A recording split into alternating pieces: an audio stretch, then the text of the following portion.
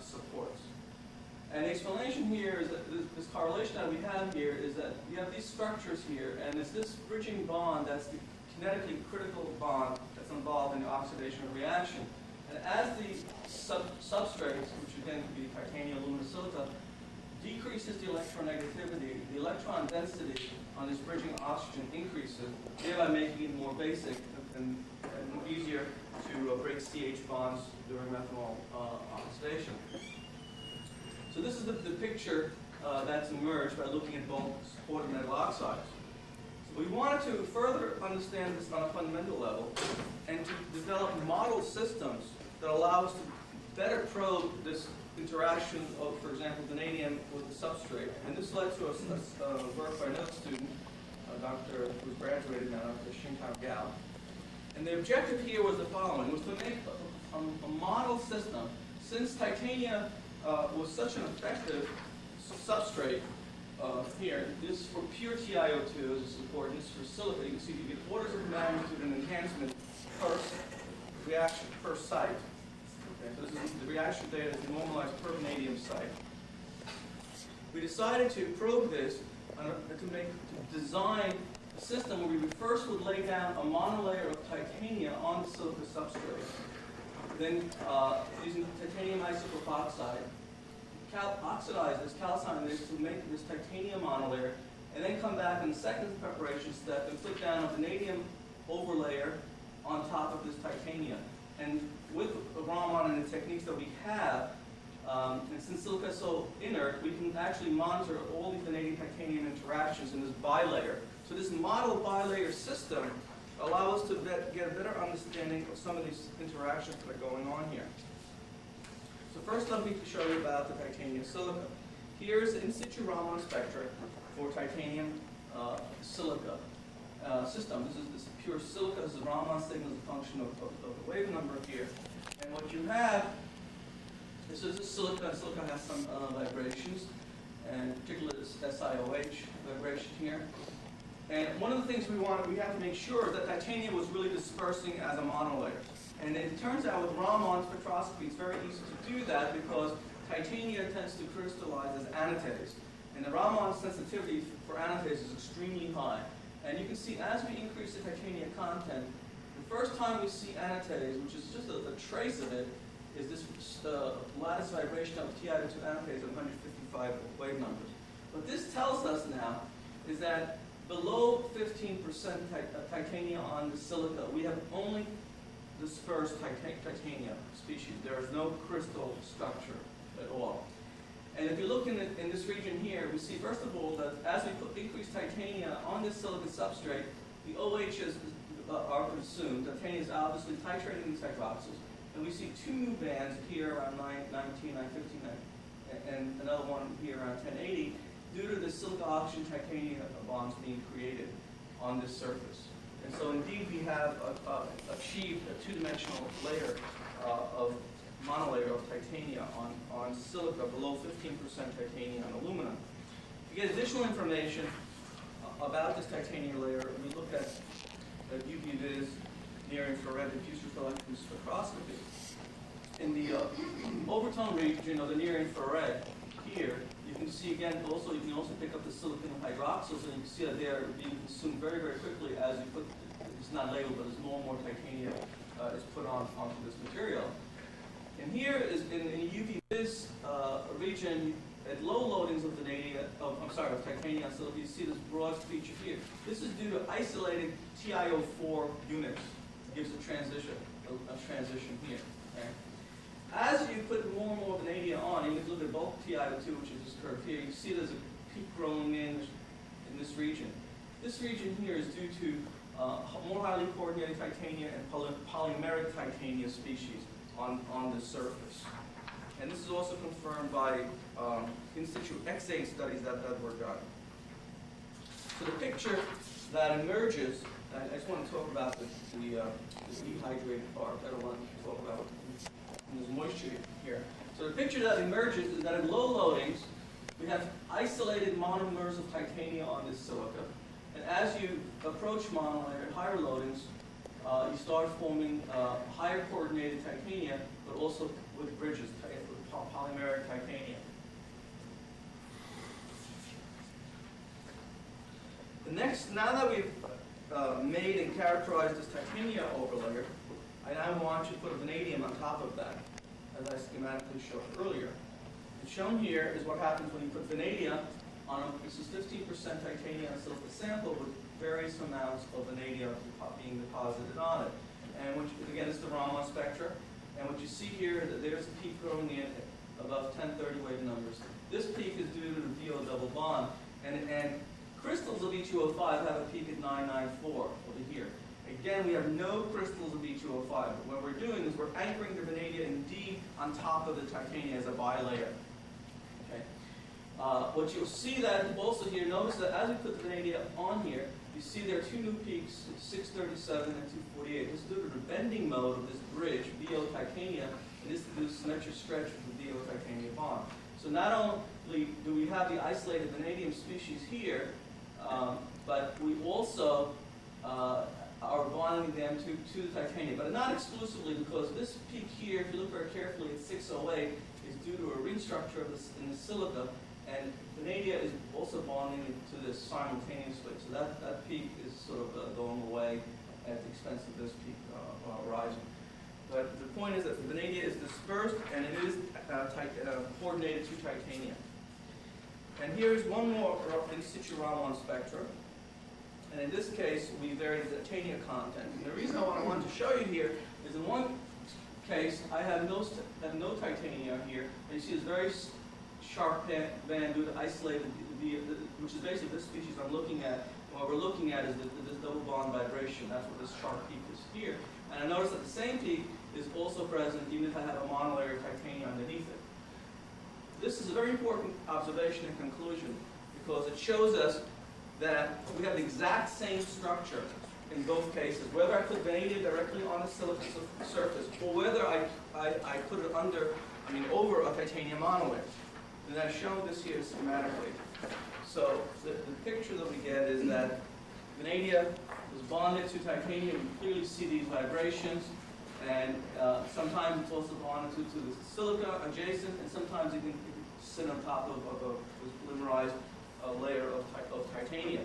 Now, of course, having made this, the question that what I want to this model system is not only successfully design this kind of catalyst, what are the consequences for the catalytic activity? I showed you earlier that titanium, if you look in this case, vanadium bonded to titanium, this pure TiO2 was very, very active. The vanadium bonded to silica had a very low activity for methanol oxidation. So there are two experiments I want to show you, and we chose methanol oxidation as a probe reaction, also the one in the following talk, I think. So the talks will flows nicely into the other one. But this is a temperature program study. If you put methanol on silica and you try to temperature program it, it's very, very stable. It doesn't decompose until almost 500 degrees, and doesn't even make formaldehyde, which is the selective product for methanol oxidation. It makes a lot of methane. It cracks up. Even if you take a titanium monolayer on silica and put methanol and do a temperature program, it's still pretty stable to about 400 degrees centigrade. Makes some formaldehyde, but still it's not that selective. As soon as you put any vanadium into any of these catalysts, the reaction temperature becomes very, very low, and you start making almost exclusively formaldehyde as the reaction product. What's important here, what I want to do is compare vanadium silica with vanadium. So here we have isolated VO4 sites sitting on silica, and here we have them sitting on the titanium monolayer. And notice that there is a 64-degree difference in temperature. That once the vanadium is in contact with titanium, you've knocked down the temperature by 64 degrees. If you use the rule of thumb, you know that every 10 degrees doubles the reaction rate. That's basically a factor of 100 in reaction rate.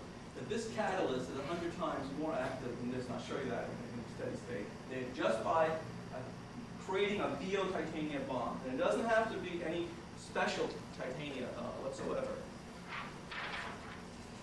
Here shown here are,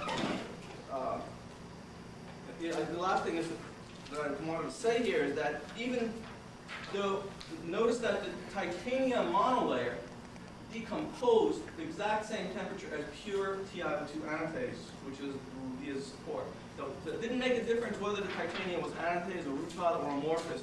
It decomposed the methanol in the same way. And here's some steady-state catalytic data from methanol oxidation, which again shows this enhancement. That here you have vanadium silica, and here now I have the turnover frequency. Since we know in this case how many vanadium sites there are, and they're all at the surface, and they're all 100% dispersed, we can calculate turnover frequency, and also you have the selectivities. And you see that vanadium silica has a turnover frequency of 2 times 10 to the minus 3, but as soon as I put a monolayer of titanium in between there, it jumps to 7 times 10 to the minus 2. It's a factor of 3.35. So very close to what the TPD experiment was telling us. And here, this is 1%, and here's 10%, and you can see there's no difference. There is no difference because in all cases, we're dealing with isolated monomers. So whether we have 1% or 10 times the monomers, when you normalize it, you still get the same results, same selectivity. And here the results are pure TiO2. Now here you have large particles of TiO2 that are on the order of 300 to 500 angstroms. And there does appear to be a particle size effect on the reaction rate. In addition to just contacting vanadium to titanium. So what we've shown with these model studies is that the surface vanadium oxide species possess the same structure. That's a very important conclusion. Isolated VO4 structure, whether we put vanadium on silica or whether we put vanadium on a monolayer of titanium that's on silica. Furthermore, the surface vanadium oxide species was much more active when it was coordinated to titanium. A factor of 2 orders of magnitude almost. And the titanium ligand enhances the decomposition of surface methoxy on the surface vanadium species. The ligand effect is responsible for the enhanced reactivity of vanadium titanium silica versus vanadium silica, since the same, again, isolated VO4 structure is present in both catalysts. In other words, the changes in activity are not at all due to any structural changes whatsoever. All the structures are identical in all of these catalysts that I synthesized here. The only difference was who was bonded to the VO4 site. And I'd like to thank, this work was funded by National Science Foundation. Thank you very much for your attention.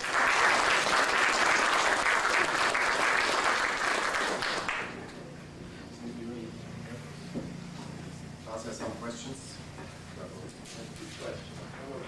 Have you tried to put the vanadium oxide down first on the silicon and put titanium oxide on top of it?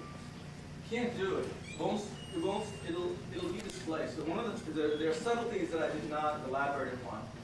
And we've done this for many other systems, and there's a poster session I forgot to mention this evening by the student who did this, the former student, where we put alumina underneath there, zirconia and other elements, and then put vanadium on top of it. The reason why I put those is what's happening here is these are reacting with hydroxyls. See, silica has hydroxyls. And so not many, but it has enough, and they're reactive enough. So I can put another oxide in there that will bond to those hydroxyls. If that first oxide layer I make also can terminate in hydroxyls, like titanium, alumina, zirconia, terminate in hydroxyls, I can put a second layer on. The OHs are my glue. So if I put vanadium on there, vanadium doesn't have hydroxyls. Cannot put a second layer on top of it. The other question, have people done doubly labeled oxygen exchange? I've done. And is there a difference between the titanium oxide being there or not being there? If you have O18 doubly labeled, is there a more facile exchange or less facile or what? Is there any wisdom on the label? Yes, we actually just published in Journal Catalysis this past year, and the answer is yes, that vanadium titanium does exchange oxygen faster, but there's some things we have to, now that we're quantifying everything, first of all I have to tell you that the oxygen exchange rate is 1,000,000 times slower than methanol oxidation. So we can quantify the oxygen exchange rate. And then this is not surprising because these reactions are zero order in oxygen. Most oxidation reactions are very close to zero order in oxygen. So we have tried to correlate with oxygen 18 exchange. And the answer is that doesn't correlate, because what's determining here is the intermediates, the surface react, the hydrocarbon, in this case methoxy, and in other cases ethyl radicals, things like that. Yes.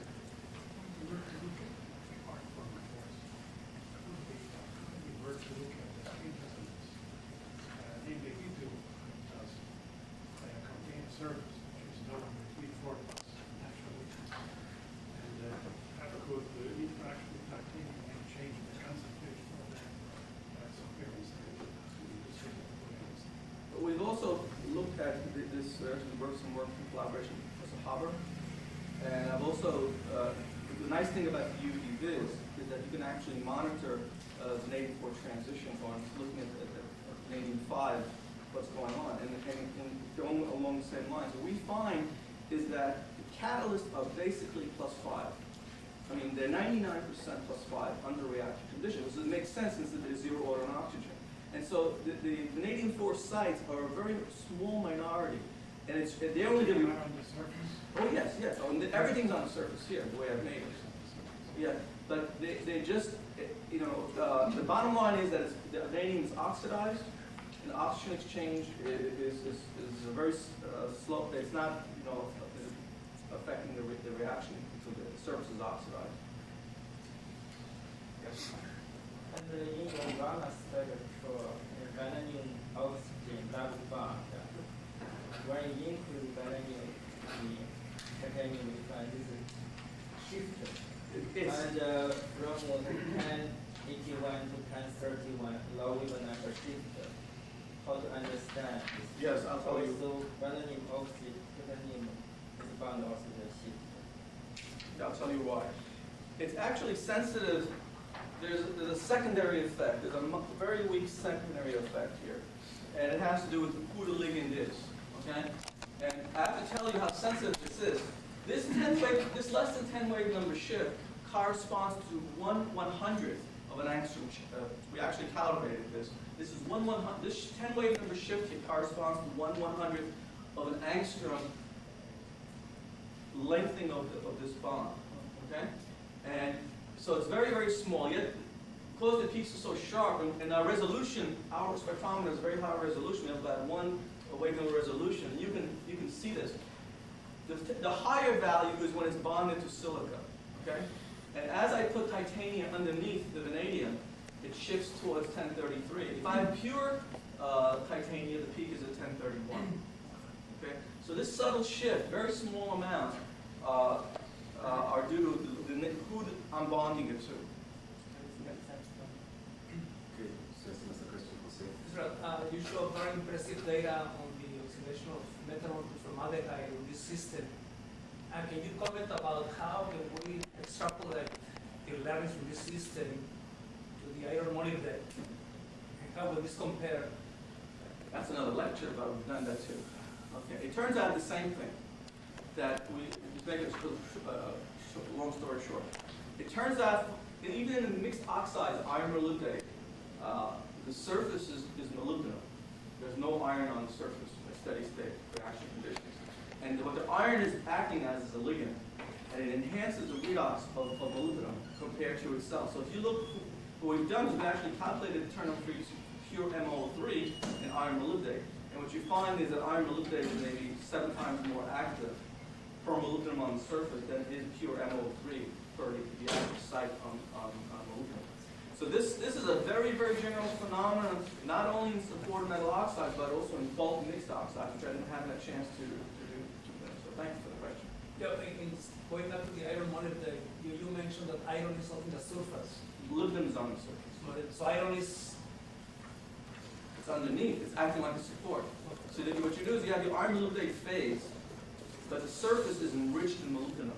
So it's almost like having a monolayer of molybdenum on the iron molybdate. And in fact, what we do is the way it's done commercially is you actually introduce excess MO3, so it constantly migrates to fill any vacancies in case iron is exposed. Okay, short question. Well, I have a really short question concerning the structures you proposed. Your terminal oxygen, sometimes they are double bonded and sometimes they are single bonded. Can you comment on it? Yes, you can tell from the Raman positions of, and looking at standard compounds, a lot of reference compounds, when something is single bonded. I mean, a perfect example, actually, I think it's the one before this here. I think this one's a nice one, because here we actually see all the vanadium. You have here the terminal bonds, that's characteristic, okay? Here you have the single bonds, that's the symmetric stretch, and here you have the bending mode of that, of the bonds of titanium. Speaking about terminal, if you can show it, this line with the structure. Okay. This one. Or this kind of thing. Well, I don't want to get too much into that. You know, we do know the coordinations from UV Viz. We know from X-Sanes. We know the coordinations. They may be like this, that they're polymerized to other species. Well, these are isolated, or they may terminate in hydroxyls. Okay, they may have hydroxyl on it. It isn't specified. These are kind of hydroxyls. Could be hydroxyls, yes. You know, like here I have, this is the dehydrated form, and this is we know that we definitely see the hydroxyls when we expose it to moisture. Okay. Once again, thank you very much.